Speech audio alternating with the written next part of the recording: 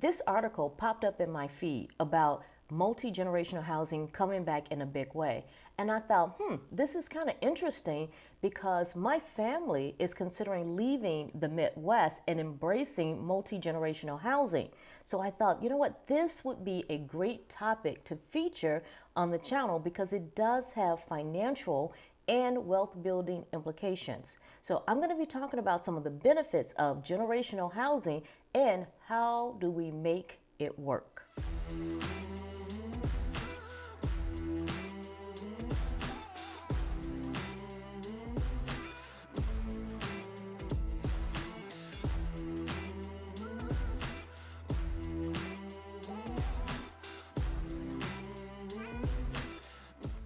Hey there, Renee Collins here, CPA financial planner and the founder of Retire Ready, a company that works with businesses as well as families to help them to save more, invest smart, and to build wealth. Now, if this is your first time at this channel, then I'm going to ask you to please subscribe. And if you find the information useful, then also like the video as well. So what is generational housing? The basic definition of generation housing is a living arrangement where you have multiple generations of families living together. And that could be 2, it could be 3 generations. And let me start off by saying that generational housing is really nothing new for families of color. This living arrangement is more of the norm than it is the exception. Generational living is really considered to be a time-honored tradition in a number of cultures, including Hispanic, Asian, and yes, African Americans as well. So it's not only a practical living arrangement, but it's also a cultural norm, and it fosters close family ties and community support. This is especially true for African American families. I grew up in the Chicagoland area where multi-unit buildings was the norm. So it wasn't uncommon for families to purchase a 2-unit or 3-unit building and the nuclear family, mom and dad and their children live in 1 unit, and then the extended family, say maybe grandparents or uncles and uncles, would live in the other units. So this is personal for me because on my mom's side, my grandmother owned a 3-unit building. She lived in 1 unit, and then I had aunts that lived in the other 2 units. And then on my dad's side of the family, it was something similar where one of my aunts lived in a unit. She had a 2-unit building, and my grandmother and some of my other aunts and uncles lived upstairs. So for us, it was really common. And honestly, African American families did not have much of a choice when you go back and look at history and you look at the redlining and other housing discrimination that was taking place in the 70s. So this is for our families, this is more of the norm for us to live together in generational housing. So why the uptick in generational housing?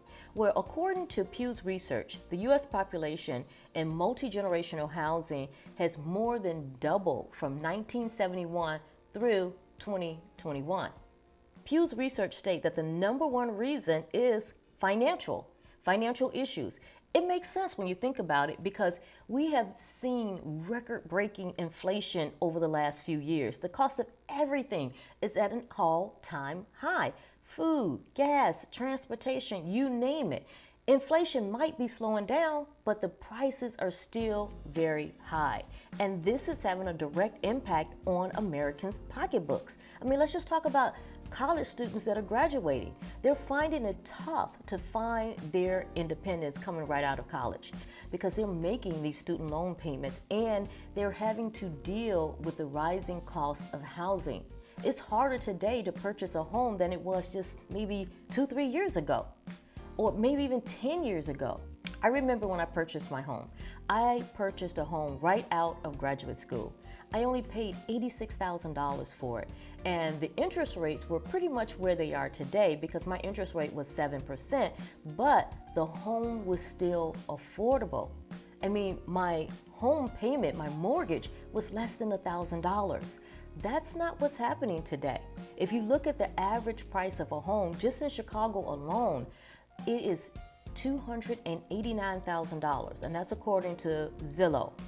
So if you have a traditional 30-year mortgage with a fixed interest rate of, say, 7%, and let's say you go FHA, and so you only put down maybe 3.5%, your mortgage payment is going to be in excess of $2,500.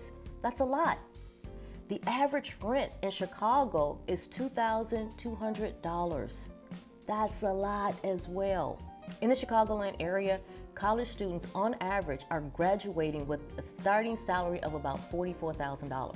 And if we look at that on a weekly basis, that's about $846 pre-tax. So if you're trying to pay rent that's about $2,200, you basically have to piece together 3 paychecks in order to make that happen, or you got to get a roommate. So I understand that college students are coming back home. It does not mean that they're lazy. This idea that college students are lazy, as some financial experts would like to say, is just a bunch of garbage. These kids are coming back home, these young adults, they're coming back home out of financial necessity. And I don't have a problem with it, because if it means that our children coming back home so that they can save a little money, so they can pay off their debt, I am all for it. That's how we build generational wealth. And now what's interesting is that this reversal, it is also extending to other generations as well. The baby boomers are starting to move in with their Gen X adult children with the hopes that they can maximize their retirement savings in this challenging economic environment. I mean, if we think about it, when you're living as a family, everyone can come together and they can share in the day-to-day living costs. It's a budget-friendly way for everybody to basically stay under one roof instead of paying for 2 or 3 different places.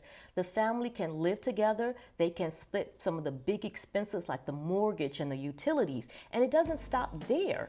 You can also share in groceries, and it's a good way to just save money. So this living arrangement, it may be primarily driven by financial constraints, but what's interesting is that it can also lend itself to longevity. So let me explain.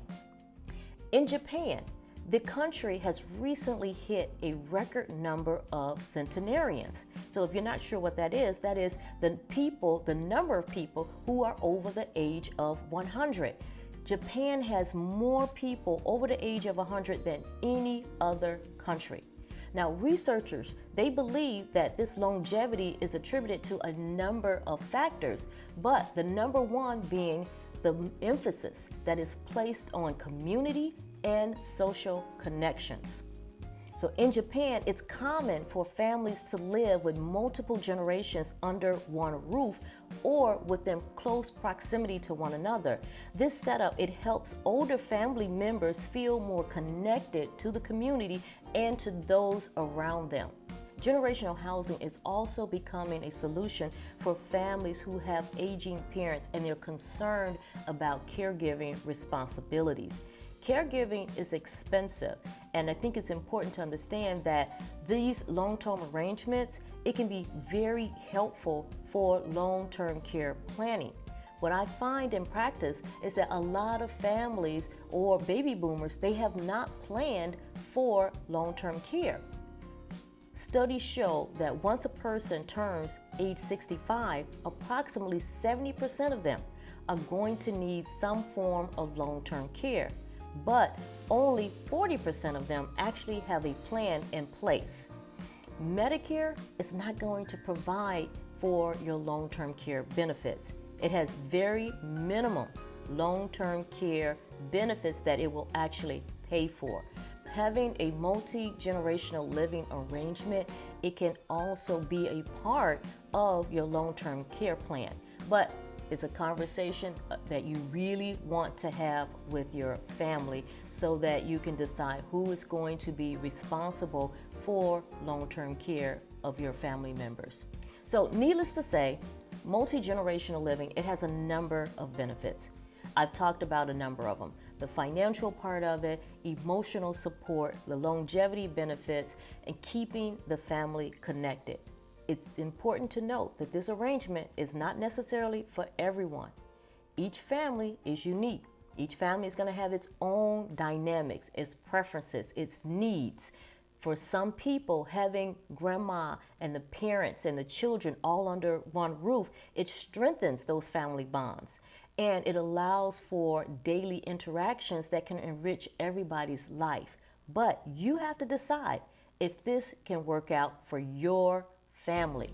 So before you dive into generational living, I want you to think about a few things. There has to be clear communication between everyone. And let's be honest, this is not always easy. But you'd have to discuss everyone's expectations and address any concerns before you make the decision to move in together. Because if this is not managed well, it can lead to conflicts, especially if there is a lack of privacy or if there are expectations about roles and responsibilities that differ. You also have to set boundaries because some parents, they're going to parent and they're never going to stop parenting. I believe that to make generational housing work, each person has to have their personal space. There has to be, and it has to be understood that this privacy is very important. Now, I think a housing arrangement that could really work for generational housing is one that's called a mother-in-law suite, or what some home builders are calling next-gen homes. It is this idea that you have a home within a home. So the parents or grandparents, I should say, they will have their own kitchenette area. So they'll have their own little home where they have a kitchenette, their bathroom, they have storage facilities, and a private entrance as well. And then within the home, you can have space where everyone can come together for shared living. These homes are really popular in places like Texas, Arizona, Florida. If it's something that you're interested in, then I would recommend that you just Google either multi-generational living or you Google next-gen homes and see what comes up for you. Now, the other thing that you want to take into consideration is financial planning. Understand what finances are going to be shared. How are they going to be managed? Will you have, one bank account and one joint bank account and everybody pulls their money into that account? How will people contribute into that plan? Will it be on a proportionate basis? And will there be family meetings so that you can have a discussion around the finances? I think this is really important. Everyone needs to be on the same page when it comes to how each family member is going to contribute, whether it's financially or even to the caregiving obligations and also to the maintenance of the home. So have these conversations. So then the last consideration is going to be legal considerations. You want to understand how the property is going to be titled. Will there be joint ownership? Will it be rights of survivorship? These are conversations you want to have with your family members as well as an attorney. And then will there be life insurance? Will there be life insurance for those members who are making contributions to the upkeep and the financial aspects of this home? These are type of conversations that you want to make sure that you have and that they're in writing. And if you have family members who are not living in that home, and a parent passes away, then how will that be handled? I recommend that all of these things are hashed out in advance before you embrace multi-generational housing so that you can avoid any type of complications down the line. In the end, I'm going to say that living with multiple generations under one roof, from an economical standpoint, it makes sense. But whether or not it's for your family is really going to be dependent upon your family's unique dynamic and your family's unique needs. So making the choice, it should be a group decision where everybody gets a say and has an opportunity to be understood. Determine whether or not it works for you. This is a personal, very, very personal decision, but it could also be a great opportunity for a family to build generational wealth, because once each generation has contributed their portion of the housing expenses, anything in excess of that, it can be utilized to pay off debt. It can be utilized to save, to build a financial foundation or invest for the future.